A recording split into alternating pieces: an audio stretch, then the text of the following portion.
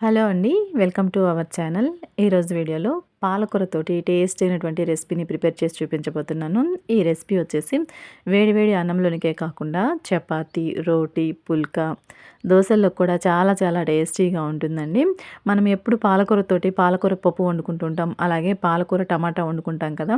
ఒకసారి ఈ విధంగా ట్రై చేసి చూడండి. టేస్ట్ అయితే చాలా బావుంటుంది.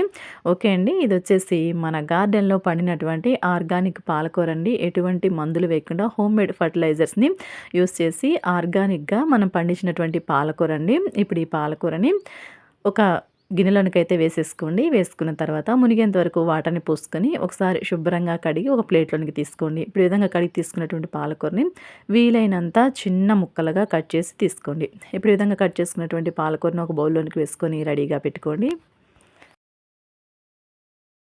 ఇప్పుడు గ్యాస్ ఆన్ చేసి స్టవ్ పై ప్యాన్ పెట్టుకొని అందులోకి ఒక్క స్పూన్ అంత ఆయిల్ వేసుకొని ఆయిల్ కాగిన తర్వాత ఒక టేబుల్ స్పూన్ వరకు పచ్చిశనగపప్పుని వేసుకోండి. అలాగే ఒక టేబుల్ స్పూన్ వరకు మినపప్పుని కూడా వేసుకోండి. అలాగే ఒక స్పూన్ అంత ధనియాలను కూడా వేసుకోండి. అలాగే ఒక స్పూన్‌లో సగం జీలకర్రని కూడా వేసుకొని వీటన్నిటిని లో ఫ్లేమ్ మీద దోరగా వేయించుకోండి. ఇప్పుడు ఇవన్నీ దోరగా వేయించుకున్న తర్వాత వీటన్నిటిని ఒక మిక్సీ జార్‌లోనికి తీసుకొని పూర్తిగా చల్లారనివ్వండి. ఓకే అండి. నేను వీటిని డైరెక్ట్‌గా మిక్సీ జార్‌లోకి తీసుకుంటున్నాను. మీరు బౌల్‌లో అయినా వేసుకొని చల్లార్చుకోవచ్చు. ఇప్పుడు మళ్ళీ ఇదే ప్యాన్‌ని గ్యాస్ ఆన్ చేసి స్టవ్ పై పెట్టుకోండి. అలాగే 2 మీడియం సైజు ఉల్లిపాయలని తీసుకొని వీడియోలో చూపిస్తున్న విధంగా కట్ చేసుకోండి. ఇలా కట్ చేసినటువంటి ఉల్లిపాయలని కూడా ప్యాన్‌లోనికి వేసేసుకొని ఒక చిన్న ఉసిరికాయ సైజ్ అంత చింతపండు కూడా శుభ్రంగా వాటర్‌లో కడిగి వేసి ఈ విధంగా వేయించుకోండి. ఎక్కువసేపు వేయించుకోవాల్సిన అవసరం లేదు. జస్ట్ ఒక 2 మినిట్స్ మగ్గితే సరిపోతుంది. అలా ఒక స్పూన్ అంత ఆయిల్ వేసుకొని ఒక 5 నిమిషాల పాటు ఇలా కలుపుతూ మగ్గించుకోండి. ఇప్పుడు ఈ విధంగా మగ్గించుకున్న తర్వాత గ్యాస్ ఆపేసుకొని ఇందులోనే ఒక 10-15 వరకు వెల్లుల్లిపాయ రెబ్బలను కూడా వేసుకొని మిక్స్ చేసుకొని గ్యాస్ ఆపేసి వీటిని పూర్తిగా చల్లారనివ్వండి. మనం ముందుగా వేయించుకున్నటువంటి పప్పులన్నీ కూడా పూర్తిగా చల్లారిపోయాయండి. ఒకసారి వీటిని ఇలాగా గ్రైండ్ చేసి తీసుకొద్దాము. ఇప్పుడు ఈ విధంగా పొడి చేసి తీసుకొచ్చాం కదా! ఇప్పుడు ఇందులోనికి మనం మగ్గించి చల్లారబెట్టుకున్నటువంటి ఉల్లిపాయి, అలాగే వెల్లుల్లిపాయ, చింతపండు కూడా వేసేసుకుందామండి. ఇలాగ ఆనియన్స్ కూడా వేసుకున్న తర్వాత ఇప్పుడు ఇందులో రుచికి తగ్గట్టు ఉప్పుని, పావు స్పూన్ అంత పసుపుని వేసుకోండి. అలాగే నేను ఒక స్పూన్ కారాన్ని వేస్తున్నాను. మీరు స్పైసీకి తగినట్లుగా కారాన్ని కూడా వేసుకొని మరొకసారి వీటిని ఇలా గ్రైండ్ చేసి తీసుకొని రండి. ఓకే అండి. ఇప్పుడు గ్రైండ్ చేసి తీసుకొచ్చారు కదా! ఇప్పుడు ఈ పేస్ట్‌ని రెడీగా పెట్టుకోండి.